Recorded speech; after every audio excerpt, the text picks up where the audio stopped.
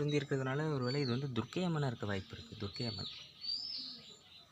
சிற்பங்கள் எங்கெங்கேயோ முடுக்கிலலாம் அமைச்சிருக்காங்க அந்த காலத்தில். இது வந்து பிரம்மன். வெளியுலகத்துக்கு தெரிகிறதுக்காக தான் இந்த சிற்பங்கள் நம்மலாம் பார்க்க வேண்டியது இருக்குது. இப்படியே நம்ம கோவிலை மட்டும் கும்பிட்டுட்டு போயிட்டோன்னு வச்சுக்கோங்க, எதுவுமே பார்க்க முடியாமல் போயிடும். அதை நிறைய பேர் தடுக்கிறாங்க, கூடிய விரைவில் மாறும். அடுத்து வந்து பார்த்திங்கன்னா இங்கே பாருங்க, இது வந்து கண்டிப்பாக துர்க்கை அம்மனை தான் இருக்கும். ஏன்னா 8 கரங்கள் இருக்குது. எஸ், இது 8 கரங்கள். 8 கரங்கள், ஆமாம் 8 கரங்கள் இருக்குது. நிறைய இருக்குங்க சிற்பங்கள். எல்லாமே இண்டு இடுக்கெல்லாம் வச்சுருக்காங்க. இந்த பாருங்கள், விநாயகர் சிற்பம், அந்த டெக்கரேஷனே விநாயகர் சிற்பம் அமைச்சிருக்காங்க. அது பிறகு நந்தி, அதே போல் இது வந்து ஆலி மாதிரி தெரியுது, சரியாக தெரில. அடுத்து பாருங்கள்,